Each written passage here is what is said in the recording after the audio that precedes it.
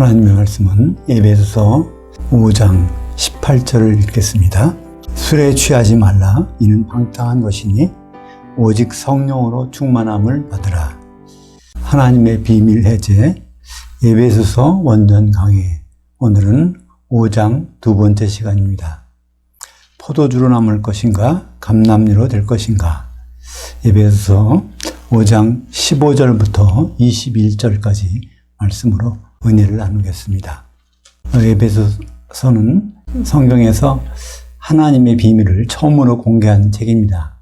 바로 예수 그리스도와 교회와의 결혼을 다루고 있는 책이죠. 에베소서에서 가장 중요한 주제는 교회일 것입니다. 그럼 교회가 뭔가 하는 것은 에베소서 1장 23절에 정의가 되어 있습니다. 교회는 그의 몸이니 만물 안에서 만물을 충만하게 하시는 이의 충만함이니라. 여기서 만물이라는 것은 모든 성도들을 가리킵니다. 그 모든 성도들에게 충만하게 하시는 분은 바로 성령님이시죠. 그러니까 교회는 예수님의 몸인데 그것은 성령님이 충만한 것이라고 정의되어 있습니다. 에베소서에서는 이 교회를 여러 가지로 설명하고 있는데 특별히 에베소서 2장 15절에 보면 교회를 한 세 사람이라고 말씀하고 있습니다. 여러 성도들이 연합돼서 한 몸을 이룬 그 세 사람. 세 사람이라는 것은 지구상에 한 번도 있었던 적이 없는 그러한 하나님의 창조하신, 이전에 없던 것이니까 창조가 되겠죠. 창조하신 하나의 인격체라는 것입니다. 그래서 이 한 세 사람이 완성되기 위해서 성도들이 어떤 일을 해야 될까? 그것이 4장에서 주요 내용입니다. 그래서 먼저 한 세 사람 가운데서 해야 될 일은 것은 마귀에게 틈을 주지 말라. 이 교회를 가장 방해하는 것, 그것은 바로 마귀인 것이죠. 마귀는 이름 자체가 디아볼로스라고 해서 갈라서 분리하다 그런 뜻입니다. 그러니까 교회는 하나가 되는 것인데 한 몸이 돼야 되는데 그것을 한 몸 되지 못하게 하는 것이 마귀이고 마귀에게 틈을 보이지 말라는 것이 바로 4장 27절에 있습니다. 또 4장 30절에 보면 하나님의 성령을 근심하게 하지 말라. 원래 이 말은 이제 리페어라고 해서 슬프게 하지 말라는 뜻입니다. 교회는 성령이 충만한 곳인데 그 성령의 의도에 벗어난 일을 하지 말라는 것입니다. 그리고 지난번에 5장 첫 번째 시간에서 5장 10절에 보니까 주를 기쁘시게 할 것이 무엇인가 시험해 보라. 이때 주는 바로 성령님이시죠. 성령님을 슬프게 하지 말고 다만 기쁘게 할 수 있는 일이 무엇인가 시험해 보라는 것이 5장 첫 번째 부분 주제였습니다. 오늘은 5장 15절부터 21절까지 말씀을 보겠습니다. 먼저 5장 15절에 보면 그런즉 너희가 어떻게 행할지를 자세히 주의하여 지혜 없는 자들같이 하지 말고 오직 지혜 있는 자들같이 하라는 말씀이 있습니다. 이 교회, 그리스도의 몸을 이루는데 가장 필요한 것은 바로 지혜라는 것이죠. 이 지혜라는 것은 무슨 뜻일까요? 헬라어로는 소피아라고 하죠. 이것이 형용사형이 될 때는 소포스라고 합니다. 구약에서는 그 지혜를 호크마라는 단어를 쓰고 있는데 히브리어. 근데 이 호크마라는 뜻은 하나님께 듣는 마음이라는 정의가 있습니다. 솔로몬이 하나님께 구할 때 부도 구하지 아니하고 수명도 구하지 아니하고 하나님께 듣는 마음을 구했습니다. 그걸 하나님은 호크마, 지혜라고 하셨습니다. 지혜라는 것은 바로 인간에게는 없는 하나님께 있는 그것, 하나님께로부터 듣는 것이 지혜의 근본인 것입니다. 그렇다면 신약에서도 이 소피아라는 지혜는 누구를 의미할까요? 하나님께로서 온 분만이 지혜로운 분이죠.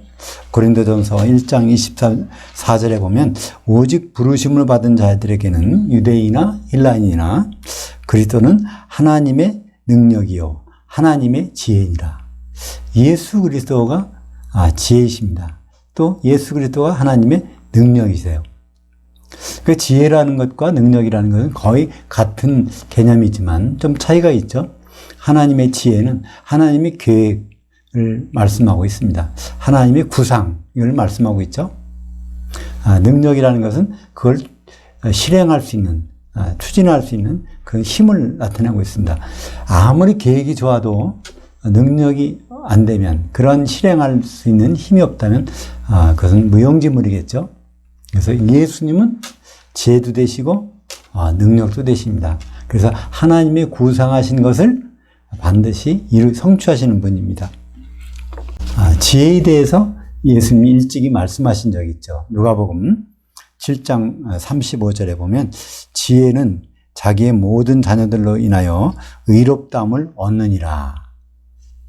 이것이 이제 바리새인들, 서기관들이 예수님을 배척할 때, 그때 아이들의 비유를 들어가며 설명하신 적이 있죠.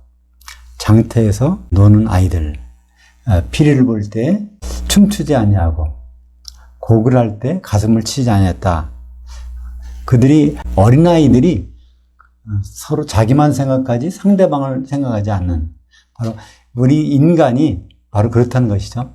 우리가 하나님보다도 자기의 뜻 가운데서 하나님이 맞춰주시기를 원하는 것만 생각하지 하나님이 원래 어떤 계획이 있는지에 대해서는 관심이 없다는 것입니다. 그런 말 하시면서 지혜이신 예수님은 그 자녀를 통해서 의롭다함을 얻느니라 말씀하셨습니다. 지혜의 자녀가 누굴까요? 예수님이 지혜라고 하면 지혜의 자녀는 바로 사도들이고 성도들인 것이죠. 사도들과 성도들을 통해서 의롭게 여기심을 받는다는 것은 바로 사도들과 성도들이 이뤄내는 것. 그것이 어린 양의 신부죠. 교회는 바로 사도들의 기초서구에 세워진 것인데 그 교회가 어린 양의 신부가 됐을 때 그 신부의 모습이 의로움이라고 표현되고 있습니다. 그러니까 요한계시록 19장 7절 8절에 의하면 어린 양의 혼인이 이르렀고 그의 아내가 준비되었는데 그 한 아내는 한 세 사람은 성도들의 의로움들이더라. 그래서 바로 이게 하나님의 구상, 하나님 계획이 끝난 장면에 보니까 의로움이 나타났는데 그것은 바로 성도들이 한 몸을 이루고 있는 것이라고 표현하고 있습니다. 에베소서 5장 8절에도 너희가 전에는 어두움이더니 이제는 주 안에서 빛이라. 빛의 자녀들처럼 행하라. 그러니까 예수님은 지혜도 되시지만 또 빛도 되세요. 그러면 빛의 자녀라는 것은 무슨 뜻일까요? 우리 성도들 보고 빛의 자녀라는 것입니다. 그러니까 주님이 지혜이시기 때문에 우리 성도들이 또 지혜로워야 되고 주님이 빛이시기 때문에 우리가 또 빛이 된다는 것입니다. 그래서 이 한 세 사람, 주님 안에서 한 세 사람을 이루기 위해서 우리는 어떤 사람이 되어야 될까? 그것이 마태복음 25장에 등을 들고 신랑을 기다리는 열천의 비유로 우리에게 설명해 주고 있습니다. 그 지혜 있는 자와 지혜 없는 자, 미련한 자와 슬기로운 자가 거기서 나오죠.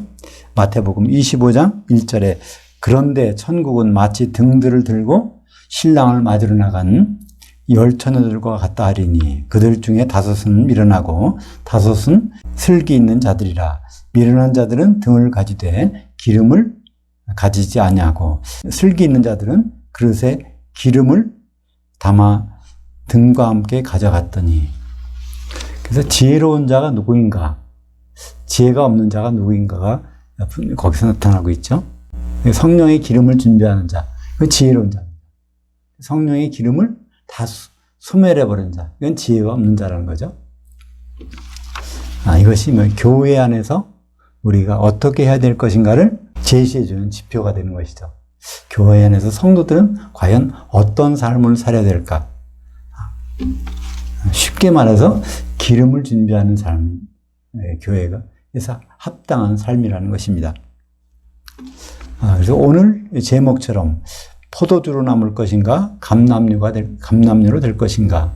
바로 포도주는 하나님의 진노의 포도주, 감람류는 하나님 기쁨의 성령의 기름을 나타내는 것이죠. 포도주가 일반적으로는 좋은 뜻으로 쓰였지만 요한계시록에서만큼은 하나님의 진노의 대상입니다. 왜 그럴까요? 이 포도주는 이 세상의 즐거움을 나타냅니다. 그러니까 세상의 즐거움을 우리가 누리는 것은 하나님이 주신 권리지만 세상의 즐거움에 취해버린다는 것은 그것은 좀 곤란한 것이죠. 16절 보겠습니다.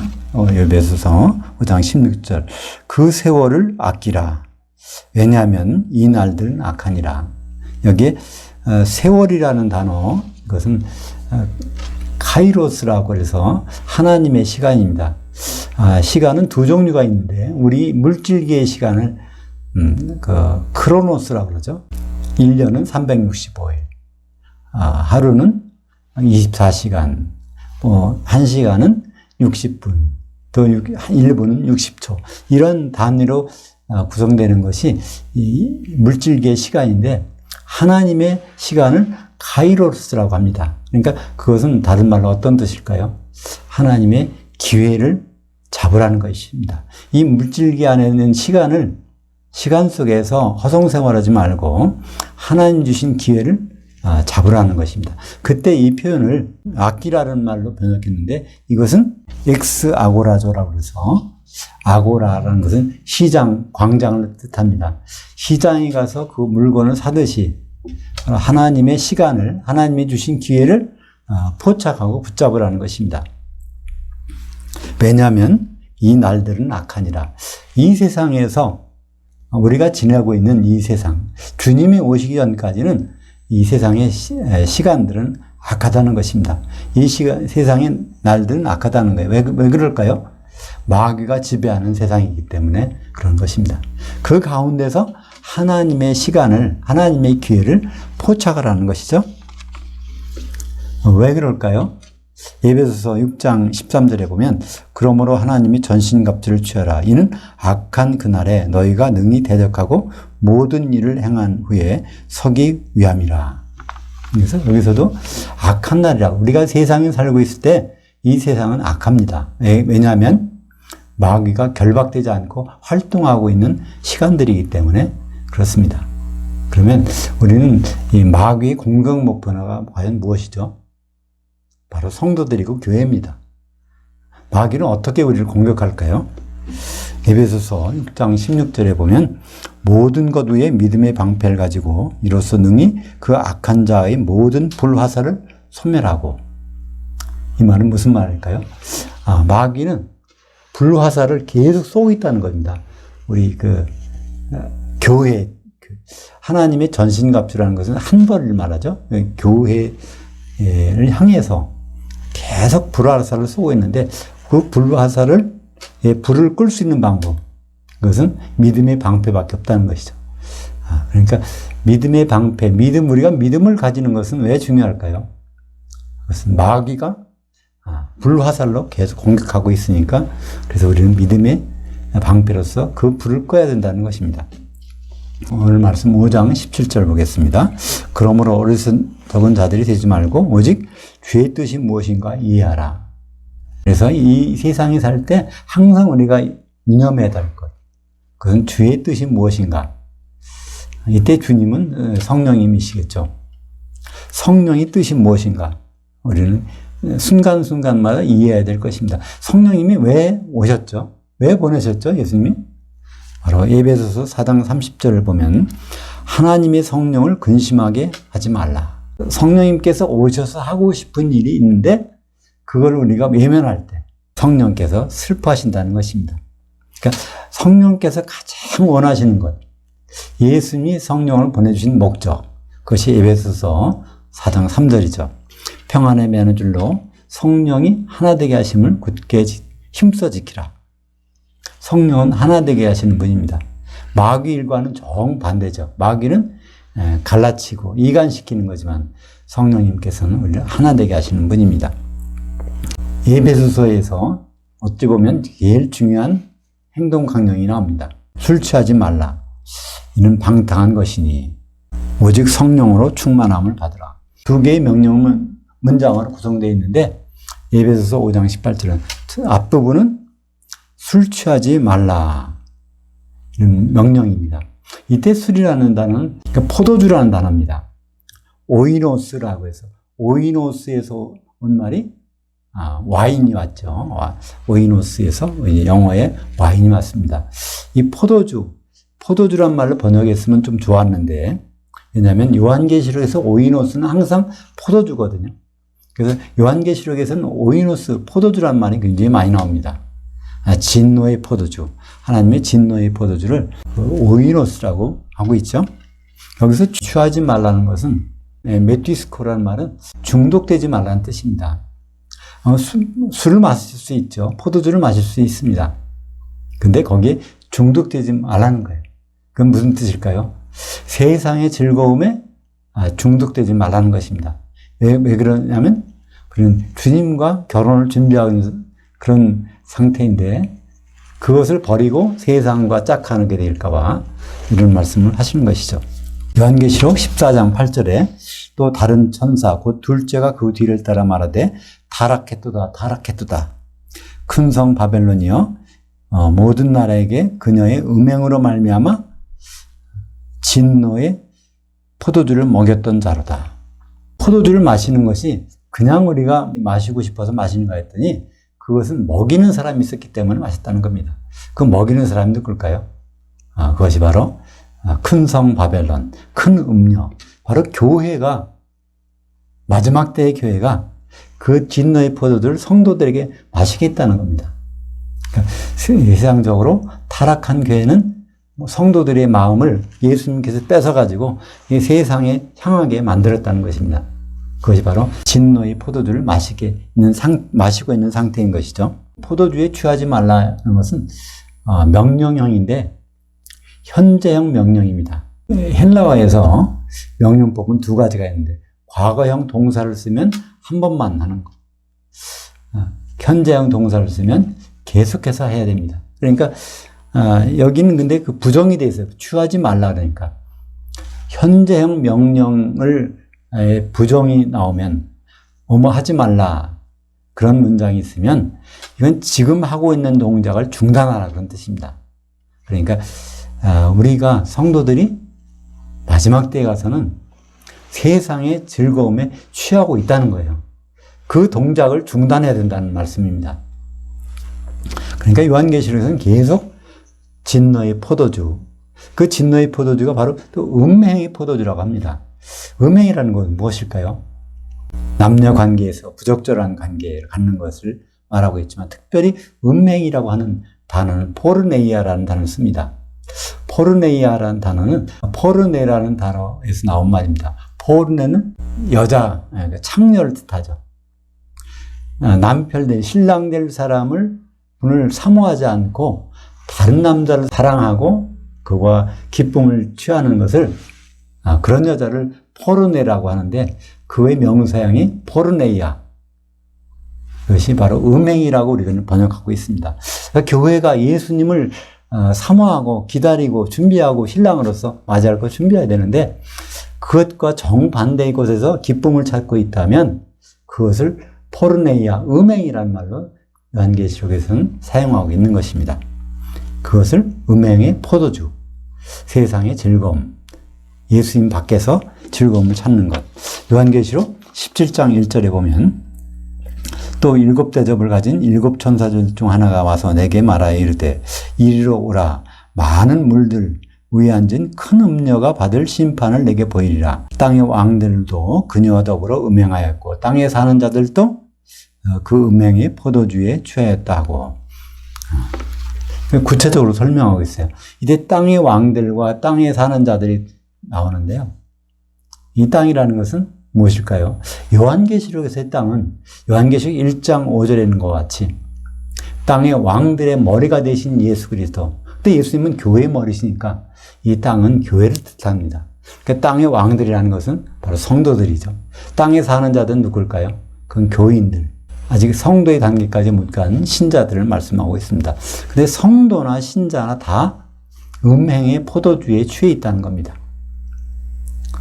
바로 주님을 사모하지 않고 다른 세상의 즐거움에서 기쁨을 얻고자 하는 그 모든 생각으로 가득 차 있고 그것을 실행으로 옮기는 것. 마지막 때의 교회가 그렇게 하고 있다는 것이죠. 요한계시록 18장 3절에 그 음행의 진노의 포도주로 말미암아 만국이 타락하였으며 또 땅의 왕들도 그녀 더불어 음행하였으며 땅의 상인들도 그녀의 사치의 세력으로 치부하였도다. 똑같은 말씀입니다. 여기서는 땅의 왕들, 땅의 상인들이라고 그러는데 이것도 성도들과 신자들을 얘기하고 있죠. 그래서 마지막에 요한계시록 19장 15절에 보면 그의 입에서 예리한 검이 나오니 그것으로 만국을 치겠고 친히 그들을 철장으로 다스리며 또 친히 하나님 곧 전능하신 이의 맹렬한 진노의 포도주 틀을 밟겠고, 그러니까 이것이 바로 그리스도의 심판대죠. 주님이 오셔서 포도주에 취한 자들을 포도주 틀에 밟는 것처럼 심판하시겠다는 것입니다. 그러니까 오늘 에베소서 5장 18절 전반부에 술 취하지 말라는 것은 포도주에 중독되지 말라는 것입니다. 그때 하지 말라 현재형 명령의 부정은 바로 지금 하고 있는 동작을 중단하라. 그러니까 지금 교회 성도들이 대부분 말세는 어떻게 될까요? 포도주에 취하고 있다는 겁니다. 세상 즐거움에 취하고 있다는 거예요. 한마디로 예수님을 신랑으로 맞을 준비를 안 하고 세상의 즐거움에 취해 있다는, 그런데 그것을 중단하라는 것입니다. 그 대신에 어떻게 해야 될까요? 그것이 에베소서 5장 18절 후반부에 나옵니다. 오직 성령으로 충만함을 받으라. 이 성령은 바로 기름이죠. 기름을 나타내는 한 단어가 있습니다. 그것이 감람유. 감람유라는 단어입니다. 포도주와 감람유, 이 두 가지는 성도를 나타내는 것인데, 음행한 성도는 포도주, 정결한 성도는 감람유로 표현하고 있습니다. 이것도 현재형 명령이에요. 그러니까 성령 충만을 받으라는 얘기는 기름을 소멸하지 말고 항상 준비하라는 얘기입니다. 그러니까 예수님은 2000년 전에 도대체 무슨 일을 하시려고 오셨을까요? 물론 십자가에서 피를 흘리시고 죽으시고 부활하셔서 우리를 구원하시고 다시 오실 텐데, 근데 예수님의 꿈이 있어요. 예수님 왜 십자가를 지셨죠? 사도행전 20장 28절에 하나님의 피로 사신 교회라고 그랬습니다. 예수님이 십자가에서 피를 흘리신 것은 교회를 얻으시려고 그랬다는 겁니다. 이 교회가 바로 그리스도의 몸이고 또 온전한 몸이 되면 어린 양의 신부. 그러니까 예수님은 자기 아내를 마련하기 위해서 십자가를 지신 것입니다. 그러니까 그 일, 예수님은 그 일을, 커다란 일을 가지고 오셨어요. 그것을 어떻게 표현하십니까? 마태복음 11장 29절에 나는 마음이 온유하고 겸손하니 나의 멍에를 메고 내게 배우라. 그러면 너희 혼들이 중간쉼을 얻으리니. 예수님은 멍에가 있다는 거예요. 이 멍에는 우리가 보는, 우리나라에서 보는 멍에는 짐승이 등에다 뒤고 끌고 갈 때 일을 하는 거죠. 짐을 운반한다든가 쟁기를 끈다든가 그런 거지만, 이 멍에는 원래 둘이 지게 되어 있습니다. 또 셋이 지는 멍에도 있어요. 넷이 지는 멍에도 있고. 한마디로 멍에는 공동 작업을 하는 겁니다. 적어도 두 사람 이상이 하는 거예요. 두세 사람이 해야 되는 일이 바로 이 멍에를 지는 것입니다. 그 예수님은 이 멍에를 마련해 놓고 이거를 지라는 거예요. 그것은 무엇일까요? 예수님의 일을 해달라는 겁니다. 그 일은 아주 참 쉽고 가볍다는 거예요. 그것이 무엇일까요? 예수님이 하시고자 하는 일, 그것은 교회니까 교회를 세우기 위해서 해야 되는 일, 그것은 성령 세례입니다. 예수님은 언제 예수님의 멍에를 주셨나요? 예수님이 죽으시고 부활하시고 또 40일 동안 사도들과 같이 계시고 하다가 그냥 올라가셨어요. 멍에는 안 주시고. 근데 올라가실 때 주신 멍에에 대한 약속이 있습니다. 사도행전 1장 5절에 보면 너희는 몇 날에 못되어 성령으로 세례를 받으리라. 바로 성령 세례가 예수님 멍에 아니겠습니까? 예수님 일을 하기 위해서 주신 도구니까, 공동으로 주는 도구니까, 그죠? 그래서 성령 세례가 바로 예수님 멍에입니다. 예수님이 이를 다시 한번 분명히 말씀하신 것이 있죠. 마태복음 16장 18절에 또 내가 내게 이르노니 너는 베드로라. 내가 이 반석 위에 내 교회를 세우리니 음부의 권세가 이기지 못하리라. 그러니까 예수님은 교회 세우시겠다는 거예요. 예수님의 교회. 그러니까 예수님의 일이 교회입니다. 교회를 세우는 거예요. 그러니까 교회를 세우기 위해서는 이 도구가 필요하죠. 그게 바로 멍에입니다. 예수님 직접 그분이 그걸 안 하시죠. 예수님은 멍에만 마련하시면 되죠. 그러니까 예수님은 가셨습니다. 그래서 멍에를 보내주시려고. 다시 말해서 성령 세례라는 것을 주어서 그걸 통해서 교회가 완성되는 것입니다. 그래서 사도들은 성령을 받았고 성도들에게 성령을 전해줍니다. 그 가운데서 교회가 이루어지는 것이죠. 사도행전 1장 5절에 요한은 물로 세례를 베풀었으나 너희는 몇 날이 못되어 성령으로 세례를 받으리라 하셨느니라. 그러니까 예수님은 예수님이 일을 할 수 있도록 하나의 기구를, 도구를 주셨는데 그 도구를 약속하셨는데 그것은 예수님이 성령 세례를 약속하신 것이죠. 그 성령 세례는 이제 우리들에게 돌아왔습니다. 사도들을 통해서 우리는 그것을 성령 세례를 짐을 지는 것이죠. 이것은 멍에니까 적어도 2사람, 3사람, 4사람. 그러니까 공동으로 지는 멍에. 그것이 바로 성령 세례. 그래서 이 성령 세례 가운데는 누가 있을까요? 바로 성도들이 그걸 지고 있겠죠. 그러니까 그 성령 세례라는 멍에 가운데 있는 모습들이 요한계시록 6장에 5절과 6절에 나옵니다. 검은 말을 탄 자가 나오는데 그것이 저울을 가졌더라. 그것이 저울이 사실은 멍에입니다.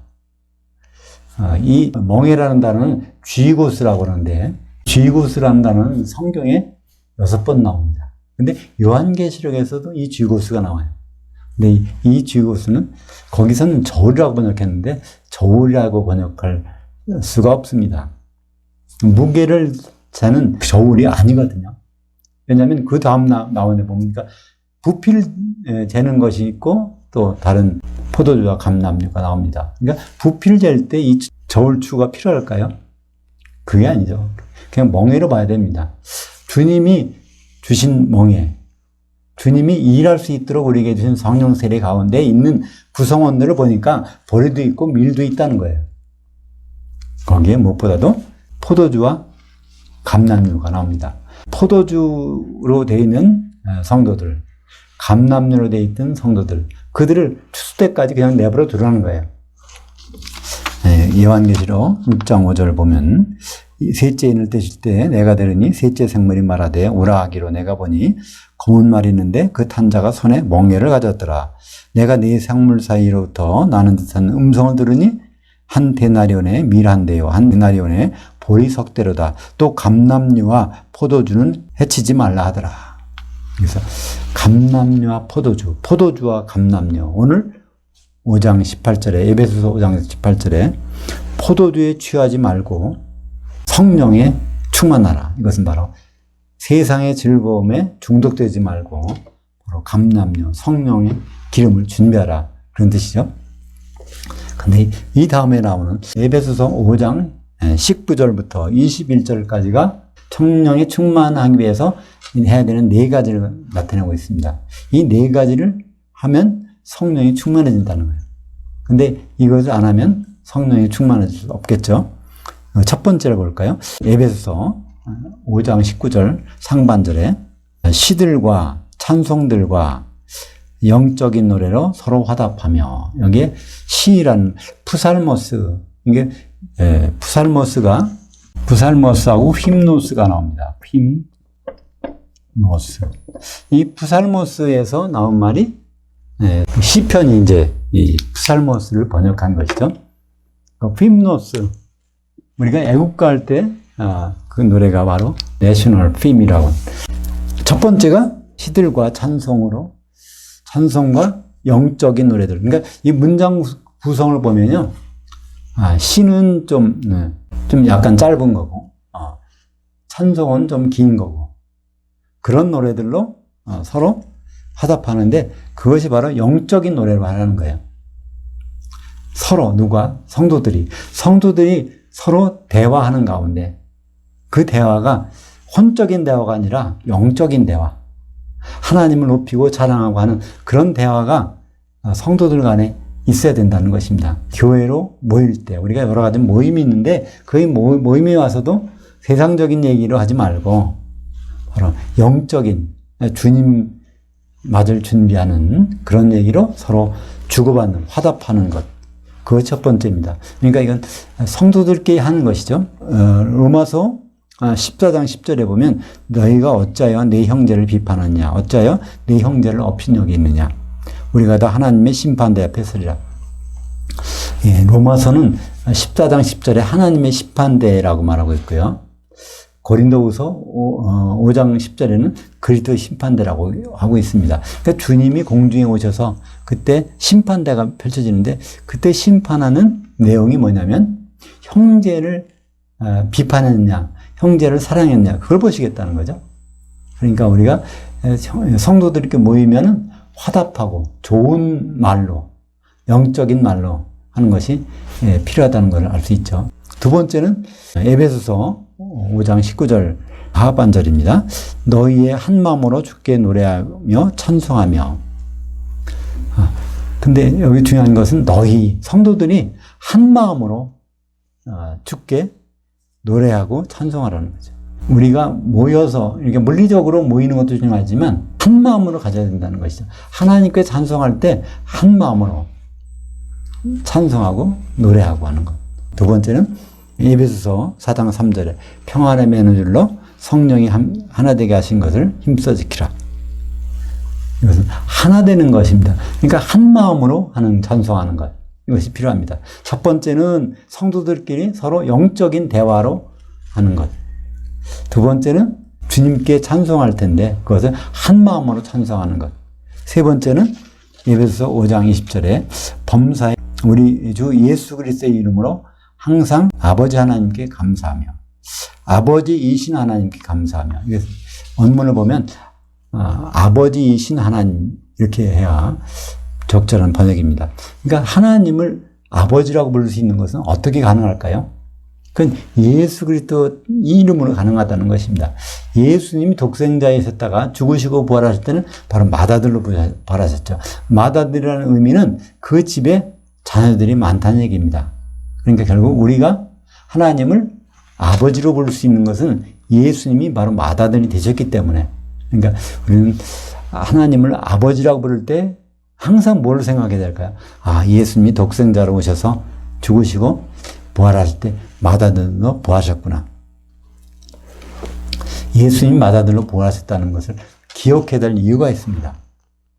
히브리서 1장 6절에 예수님이 재림하실 때 바로 맏아들로 오신다는 거예요.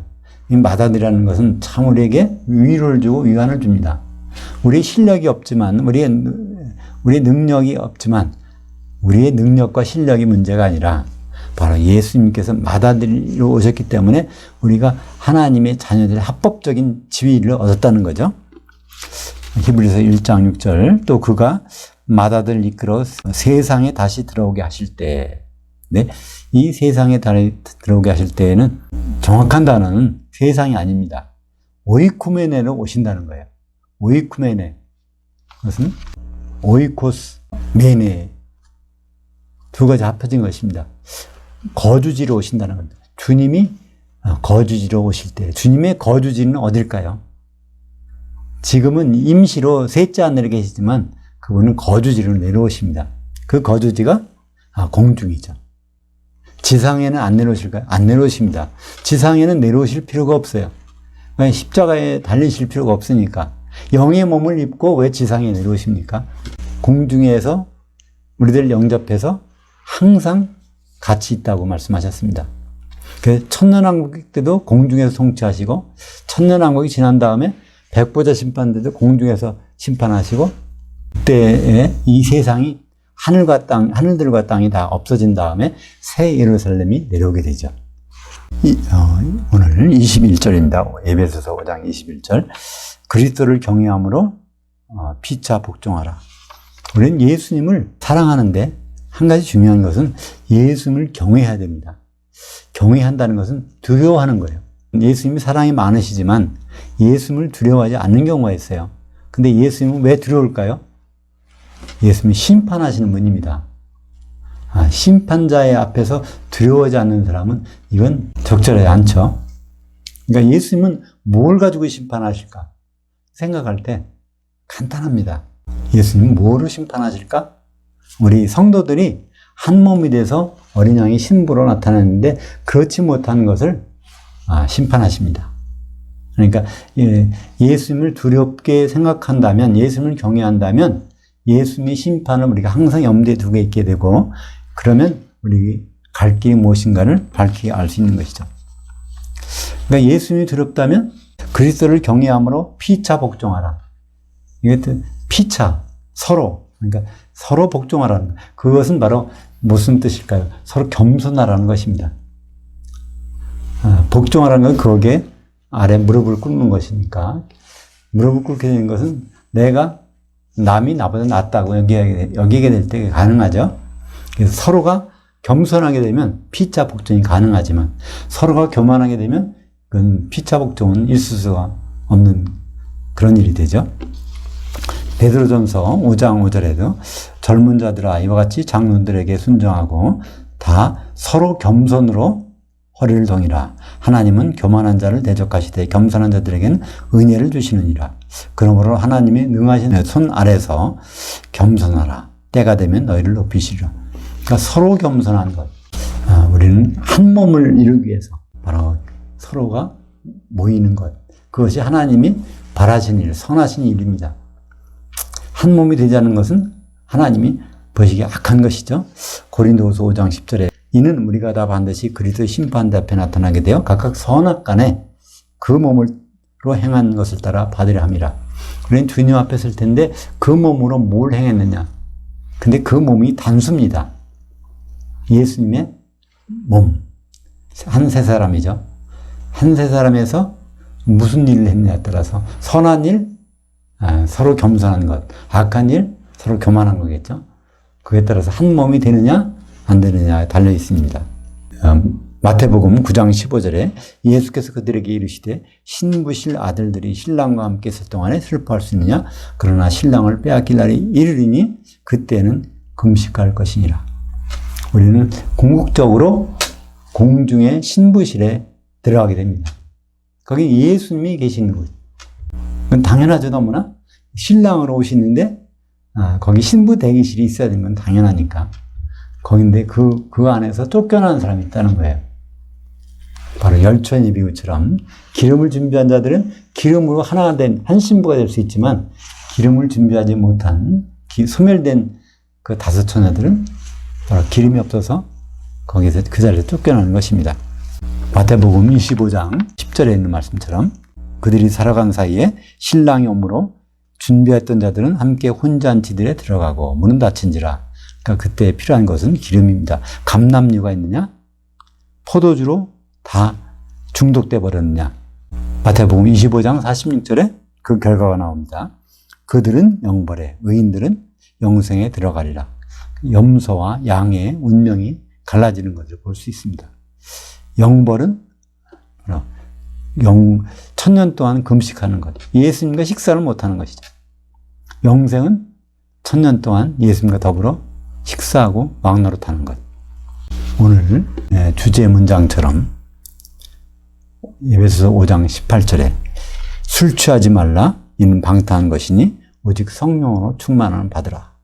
이걸 쉬운 말로 풀어보면 포도주에 중독되지 말라. 이 세상의 즐거움에 중독되지 말고 그 대신 성령, 이 감람류의 충만함을 받으라는 것입니다.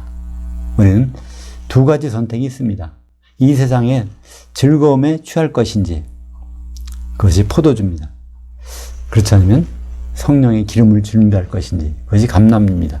요한계시록 6장 5절과 6절에 검은 말 탄 자가 갖고 있는 저울 속에 있는 그 감람류와 포도주, 그것은 극과 극의 운명으로 갈라지게 됩니다. 우리는 포도주에서 중독된 상태에 있는데 거기서 벗어나서 감람류로 채워져야 될 것입니다. 기도하겠습니다. 하나님 아버지, 오늘 에베소서 5장 두 번째 시간에서 우리가 결정할 것을 알게 하시면 감사합니다. 포도주에 중독되지 말라고 하셨사오니 지금 상태가 세상의 즐거움에 중독되어 있는 우리가 아닌지요. 성령으로 충만함, 감람류로 채워지는 우리 모두가 될 수 있도록 인도하여 주시옵소서.